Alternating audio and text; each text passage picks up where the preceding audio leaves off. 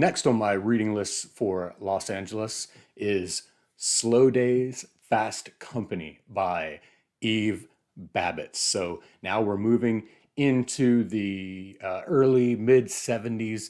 And to be honest, I don't really know what I expected of Babitz. I know that I've heard the name, and from the different things that I gleaned and through admittedly thin slicing different things that I'd put together about Eve Babitz, I kind of saw her as the Alice Denham of the West Coast. You know, I haven't even read Alice Denham, but I highly, highly doubt that her writing comes anywhere close to the level of Babitz. Yeah, Babitz is a very good writer. This one, it's hard to even know what to call these short stories, essays, sort of travelogues. It's got a little bit of everything. Bakersfield is the very first one, and she talks about going to Bakersfield with this fan who wrote her while he was living in London and had read a piece of hers about Hollywood or LA, and she goes and sees what growing grapes is all about, and learns about the whole process of growing grapes and using some of them for wine and some of them for other things. But this reads like an essay, a short story, and a travelogue all together. The first thing that hits you is the fluidity of her prose. It has this journalistic immediacy to it that pulls you right then and there in the time that she's writing. You don't feel that anything is at arm's length, but that you are seeing things through Babitz. She's very witty. You definitely get the sense that she's more cunning than you are, and that she sees through things and has this intuition that you'll never have. She's always ahead of you.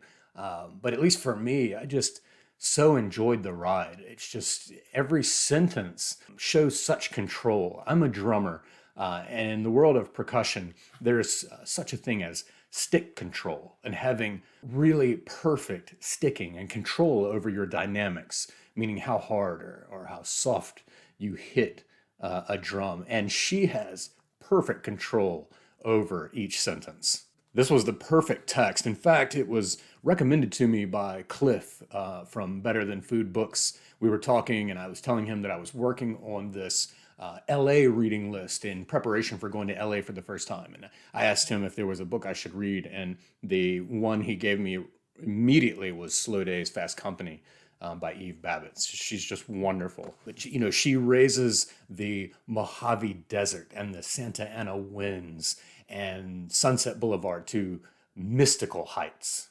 Of LA in particular, she says, "The rain is freedom. It has always been like that in LA. It's freedom from smog and unbroken, dreary, hateful sameness. It's freedom to look out the window and think of London and little violets and Paris and cobblestones." And before I read this is from a piece in here called Rain.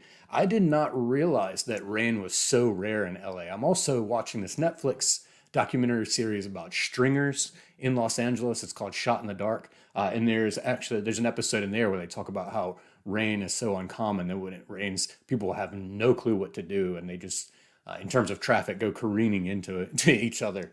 She says, "You can't write a story about LA that doesn't turn around in the middle or get lost." Los Angeles isn't a city. It's a gigantic, sprawling, ongoing studio. And of course, lots of her images, her metaphors, her figurative language are informed by this place around her, by studio sets and movie stars. And she often says things to the effect that actors and actresses are only real when they're pretending. And that has a very deep truth for everything kind of centered around this interesting rose in the desert. She says, "That's the trouble with Hollywood. The things that don't exist are likely to kill you if you threaten them."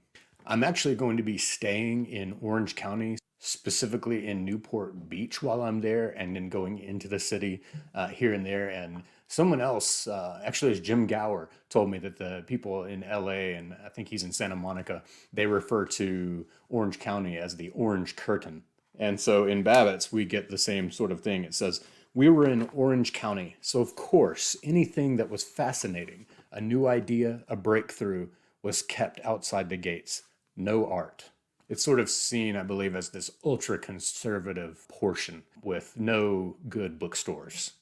But even though I was looking for things about LA, Eve herself is so compelling. I found myself smitten over and over again. She's just can be seen as this sort of bad girl of literature. But it's not just any literature, and it's not just any bad girl. Has so many amazingly complex qualities in the way that she sees interpersonal dynamics. And, it's funny. I'm reading the Philip Roth biography, the canceled Philip Roth biography right now. And it's amazing how many of Eve Babitz's thoughts on things, especially including adultery, mirror those of Roth. But anyway, about Eve herself, I felt luxuriously involved in an insolvable mystery. My favorite way to feel. She's very intrepid, very adventurous. She likes to throw caution to the wind and just have experiences. I mean, this is a writer in a very journalistic mode, someone whose mind is so keen and so sharp. You almost want to hear her explain how certain things were instead of even experiencing them yourself. Because as it gets filtered through her mind and through her prose, it comes out on the other side as art. And that, of course, is what we're so drawn to as readers. It's not just a retelling of things point by point. So don't hear me say that when I say journalistic immediacy or journalistic mode. But we want them crafted. We want literary value. And that is exactly what Babitz satisfies. She says, I'd always believed that sex masterpieces were the best kind. I believe that adultery is an art form. So there again, very much in line with things we hear from Philip Roth. Did they ever meet? I love this. This sealed the deal for me. Since I've started carrying a book everywhere, even to something like the Academy Awards, I've had a much easier time of it, meaning time, she specifically means time waiting around on other people. And the bitterness that shortens your life has been headed off at the pass by the wonderful Paperback. Light and fitting easily into most purses, the humble Paperback has saved a lot of relationships for me that would have ended in bloodshed. And she doesn't carry around or read just any kind of paperback. The thing about Babitz is she's reading Henry James, Marcel Proust, and Virginia Woolf, top shelf. In one of her trademark short one-liners in the sort of aphoristic mode, she says, chances are what one remembers. I know I haven't said much about the content of the different stories or essays in this. They're basically these vignettes of different experiences she's had. And there are ongoing threads. A lot of the pieces pick up where the ones before left off. In between the pieces, there are these italicized asides, which she invites the reader in the introduction to read, and she's addressing them to a man in her life. Obviously, there's some static there between the two of them, and she's hoping that he'll actually read these pieces. And then there are these dynamics, like her dynamic with her friend Sean that carries on throughout is so fascinating because it's so foreign to me. Just the way that she lived her life and the way she interacted with others and talked with other people, no matter who they were, high and low. It's really refreshing to be, it just feels like being in a space with someone totally other, which is one of my favorite things about reading, is to not have a mirror reflecting things I already know, but more like Lewis Carroll's Looking Glass, where it's reflecting things that are familiar, but you can see that there's more on the other side if you just press through. It ends with a piece, The Garden of Allah, which is a famous hotel that used to be there in LA. And she has this pitch perfect one-liner in here. And it says, chocolate cokes in high school are better than caviar on a yacht when you're 45. That's a classic example of a sentence and a thought from Eve Babitz. But coincidentally, while I was reading this book as part of my LA reading list, it would so happen that just as while I was reading, I think it was John Fonte's book, I got a notification that I got a piece accepted by Kenyon for publication? Well, while I was reading the Babitz, I ended up getting a book review accepted by the Los Angeles Review of Books. So during the course of this LA reading list, I've gotten 2 acceptances for publication. So I think I need to keep expanding this reading list indefinitely and see what happens. But coincidentally, the Babitz piece would end with the Garden of Allah after that famous former hotel. And it would just so happen that the chief editor of the Los Angeles Review of Books, Boris Dralyuk, we got into a discussion about this, and he ended up sending me a poem that he had published last March in the New Criterion, and it's called My Hollywood, a Triptych. And it's divided into 3 sections, the last section of which is indeed called the Garden of Allah. So just these crazy symmetries, I guess. But I want to go ahead, I want to read the poem proper. I'll put a link to it down below. There is an epigraph at the beginning of each section. I'm going to skip that and just read the words that Dralyuk wrote. 1. Aspiration. This much is clear, the good old days have passed. Some giant fig trees, a few pygmy palms, drop broken shade on disenfranchised grass. Dogs loping, limping, vagrants begging alms. And in the center, ludicrously named Aspiration, face uplifted, framed by dusty fronds, he stands on tippy-toe, abstract Adonis, bronze Lothario.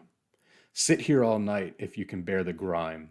Watch people come and go, but you will see no women in black shed tears for Valentino. The chic sinks deep into the dunes of time. A crow clacks in the branches overhead, like a projector slowly going dead. Part 2, or panel 2 of the triptych, The Flower Painter. A scruffy rose bush puts on airs out front a big beige box, 2 stories, caked in stucco, that bears the name, in flaking cursive font, of Paul de Longpre. Fainter than an echo, the long-departed flower painter's ghost patrols the grounds, where he for years played host to pleasure seekers in his man-made Eden. Decades ago, that Eden went to seed, and it pains me to recall what is no more. My Hollywood, mon vieux, is not ideal. A grand old dame reduced to deshabille. Her glory far too faded to restore, but ruin was inscribed in what he built. His precious blossoms, they were sure to wilt. And then part 3, the Garden of Allah.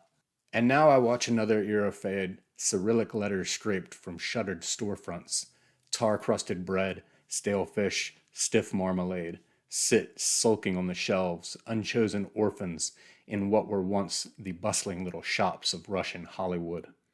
Hardly a soul now stops to thumb the plums, frown at the penciled prices. The neighborhood is lurching toward crisis, all in slow motion. Rents climb out of reach for émigrés. There's nothing new in this. Think of Nazimova and of her short-lived bliss beside her pool, her private Black Sea beach. She died a tenant in a bungalow of a hotel raised 60 years ago. And that hotel would be, of course, the Garden of Allah, which had its coincidental echo as I wrapped up the Babitz. Wonderful, wonderful work.